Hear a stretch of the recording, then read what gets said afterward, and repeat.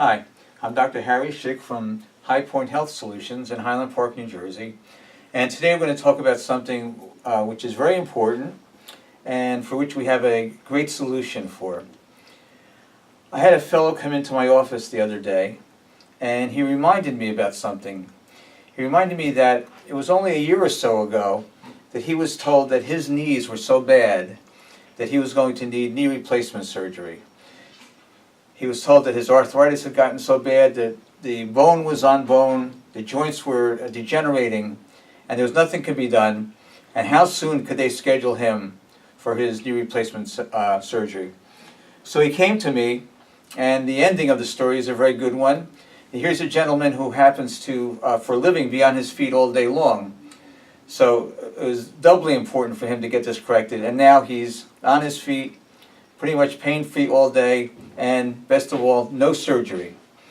So let's talk about knees, and let's talk about what goes into it.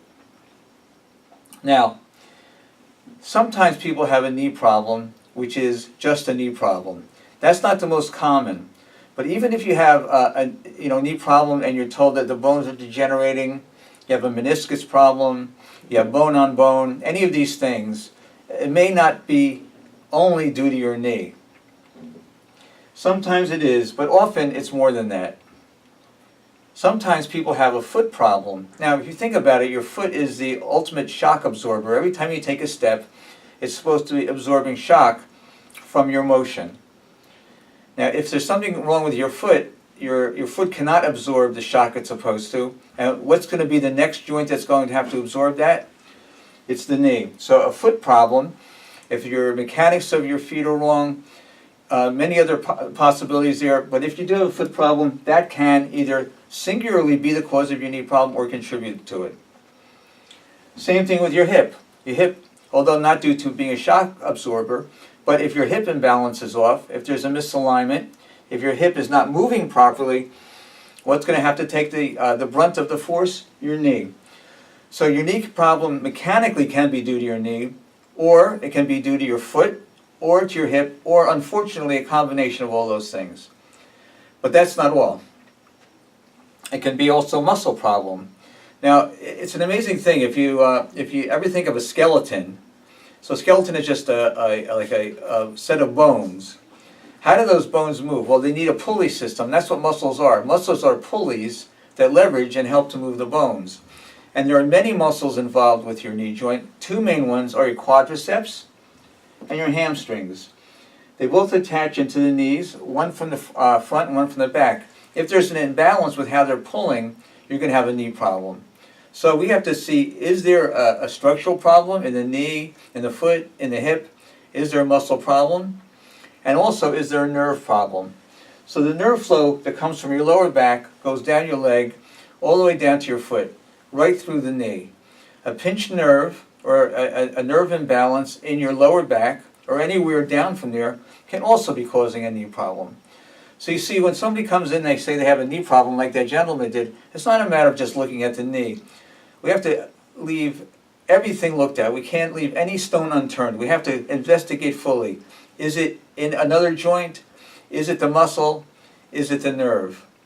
And then once we find out what's going on and we see why the person has a problem, then we have to, of course, find out what to do about it.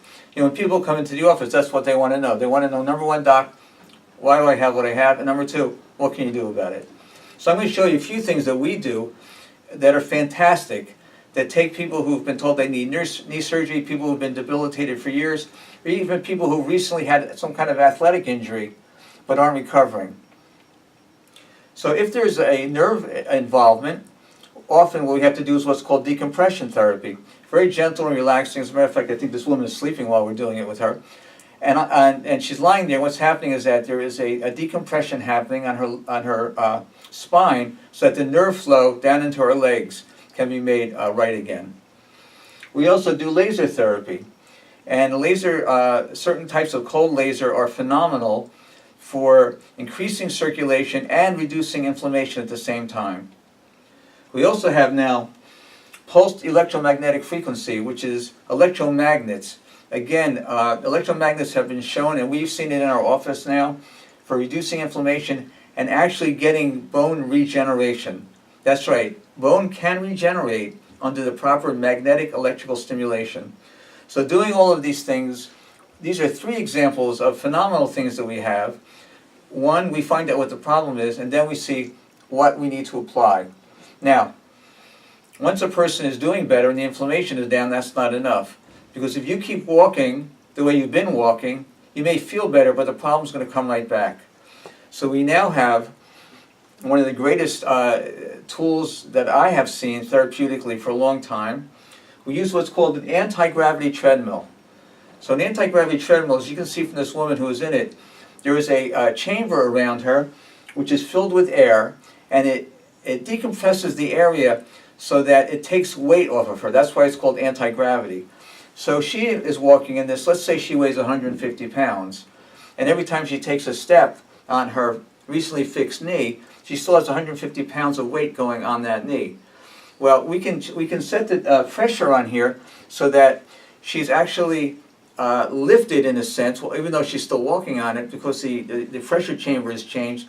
So instead of weighing 150 pounds, that knee is now going to feel like she weighs 30 or 40 pounds. So imagine as an adult getting your knee fixed and then being able to walk and have the muscles and joints relearn how to walk in a proper way without all the weight on it. Now we have an athlete that we worked on recently, and who had a problem, and I'm going to show you actually how it works. So he actually is a professional football player, and what we're doing with him, we got him in here, and you can watch and see actually what happens when we turn it on. So right now somebody fresh off a knee injury, even if they're feeling better, is not going to be able to do this. Not going to be able to jog. So some people start off walking. Of course, he's a professional athlete, so he's jogging on it. But what he's able to do while jogging on it is that because he doesn't have his full weight, because of the anti-gravity aspect, he's able to reset automatically. The nervous system can reset the joint properly. At the same time, you may see up top that he's actually looking at a camera. And while he's looking at the camera, there's a screen. The camera is focused on his feet, so he can watch his feet move. We use this for not just knee problems, but anybody with a gait problem, from Parkinson's, somebody who has had some kind of neurological issues, also we use with this. So with knees, we find out, number 1, what's going on, what's wrong, 2, why is it there, and 3, how do we fix it, and then how do we rehab it. So again, some people may just have a knee problem, although I got to tell you, even if they come in with a terrible MRI, it's usually not category 1. Sometimes it's knees and other joints that are involved. Sometimes the muscles are also involved, and finally, it could be all 4 with a nervous system. And no matter what happens, it's not enough just to feel better. We actually have to do the rehab using the anti-gravity treadmill so a person can learn to walk properly again. I want to thank you for listening. I'm Dr. Harry Schick from High Point Health Solutions. If you look above this video, there's information for how you can get in contact with us, and we can check for you to see if we can help you and your needs. Thank you again.